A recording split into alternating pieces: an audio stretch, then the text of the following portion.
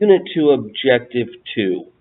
The idea is solving absolute value equations. Now, you learned some of this a long time ago. You know that the absolute value bars, in essence, means if it's negative, make it positive. If it's positive, keep it positive. There's a whole lot more deeper theory than that. But at this point in time, if that's what you understand about the absolute value bars, that's great. That's going to get you where we need to go. So, if the absolute value of x equals positive 5, I'm sure you've learned in the past that there are really two possible answers to this problem.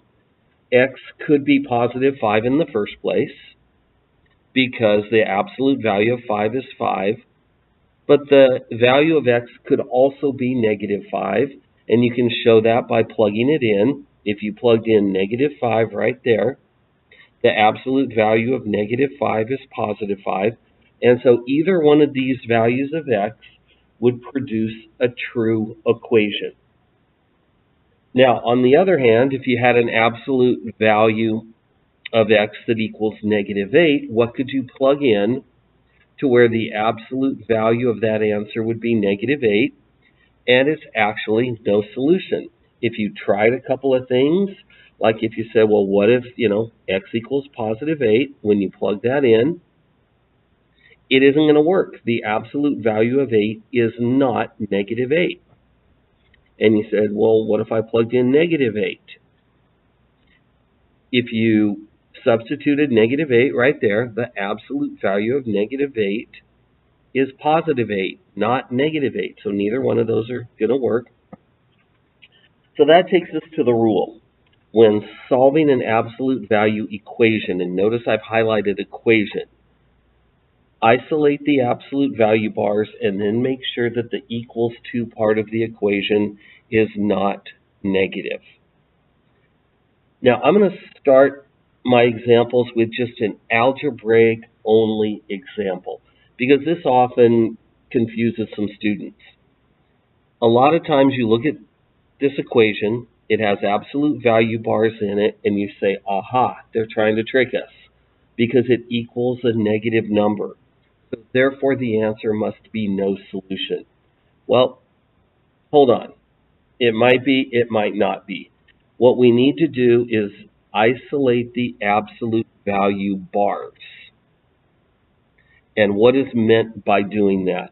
What's meant by doing that is take a look at this equation and peel away everything that isn't in the absolute value bars to where all that's left is the absolute value bars. So on this one, first thing I would do is add 5. And I'd get 1/3 absolute value x plus 1 equals 4. Now the last thing you want to do is distribute that 1/3. I know these look like parentheses and that's what you usually do, but don't do it. Don't distribute that 1/3. In fact, we want it to go away. So the way we get that 1/3 to go away is we just multiply this side by 3. But the golden rule of algebra, whatever you do on one side, you have to do to the other. Okay. So this is going to cancel 3 times 1/3. Those go away. And I'm left with absolute value of x plus 1 equals 12. Now this is what I mean by isolate the absolute value bars. We now have nothing left in the problem except the absolute value bars. And if the problem is being set equal to a negative number at this point in time, that's when you have no solution. But it's not. It's being set equal to positive 12. So we move on. We make 2 cases out of this equation. Case 1 and case 2. Case 1 is just the equation x plus 1 equals 12. Case 2 is take the same equation but set it equal to negative 12.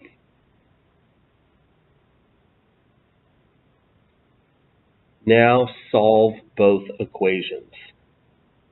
Subtract 1, x equals 11.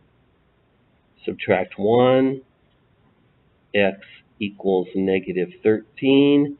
And there are my two answers to this problem. X equals 11 or x equals negative 13.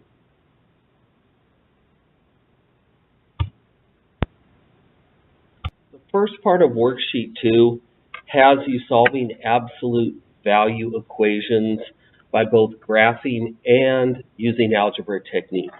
Now the nice thing about this is graphing an absolute value function is really relatively easy.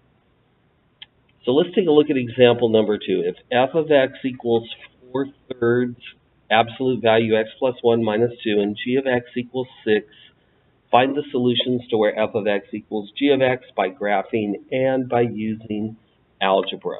Well, let's graph first. Let's graph f of x. We know by the characteristics of the graph of the equation, the graph is going to be a V. That's what absolute value graphs do. And the vertex of that V is going to be right here at -1, -2. Remember, it's opposite of this, same as that. So -1, -2. -1, -2. There's the vertex. And the slope is up 4/3.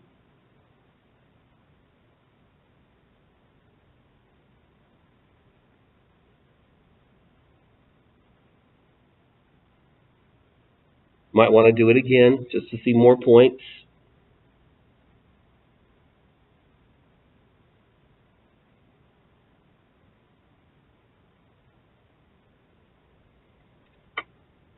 Okay, now we see our V. So let's make our absolute value graph here, f of x.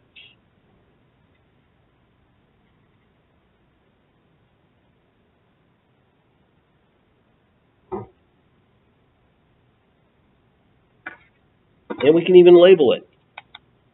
Probably should label it f of x. Now what about the other graph, g of x? G of x equals 6. Well, that's a constant, so we know it's a horizontal line.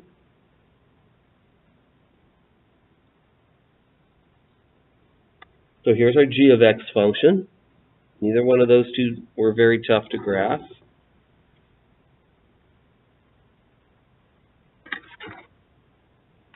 Label it.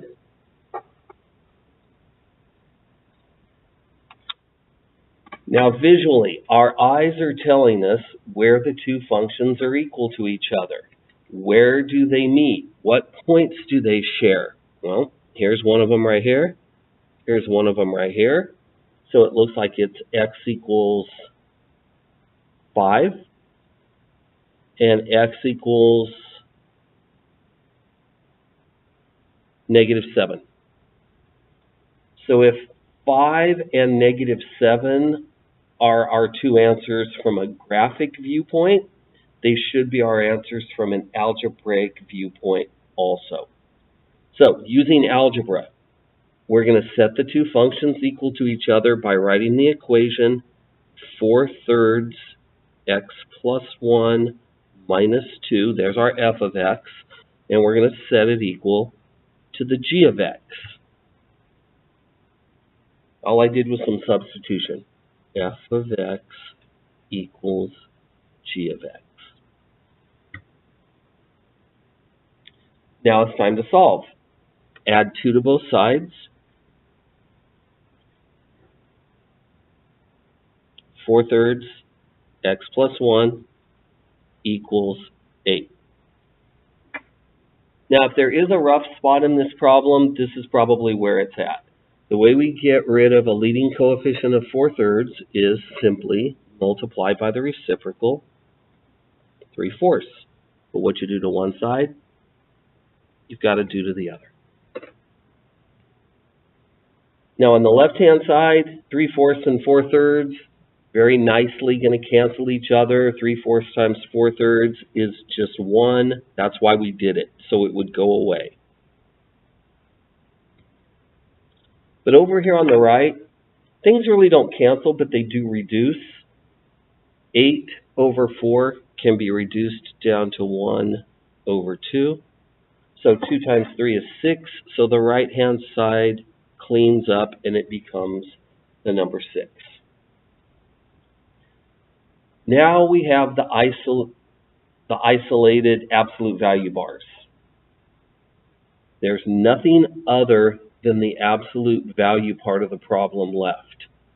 So here's where we create case 1 and case 2. Case 1, x plus 1 equals 6.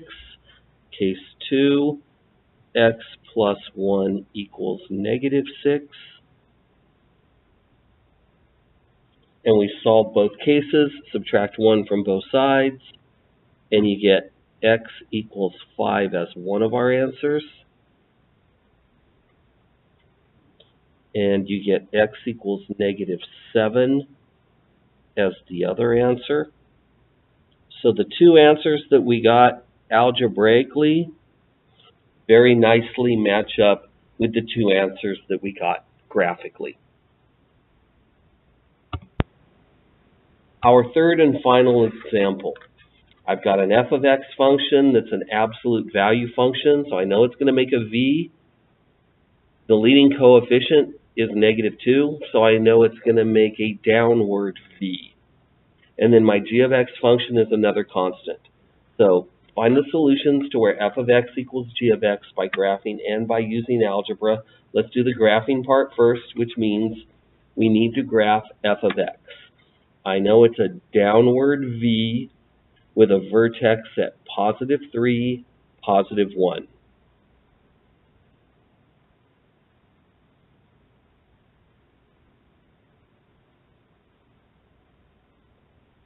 I also know it has a slope of negative 2, which means I'm going to go down 2 over 1, down 2 over 1, and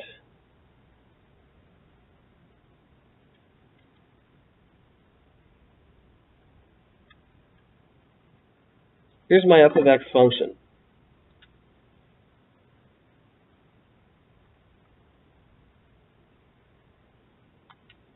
Let's do the g of x function now. The g of x is a constant at positive 5.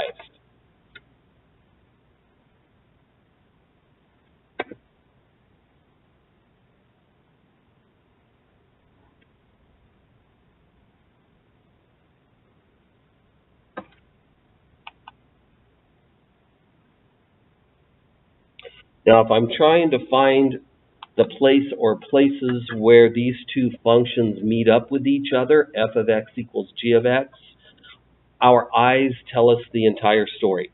They never meet up with each other. So therefore, the solution to this should be no solutions unless our eyes are playing tricks on us.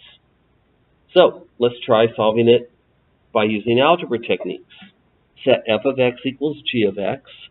So the f of x function, negative 2, absolute value of x minus 3 plus 1, set it equal to the g of x function, which is positive 5. Now, before we decide on whether there are going to be any answers or whether it's going to be no solution, the rule is isolate the absolute value bars. So we need to peel away everything except what's inside the absolute values. The first step would be subtract 1, negative 2, absolute value x minus 3 equals 4. Now I've got to get rid of that negative 2. Divide both sides by negative 2.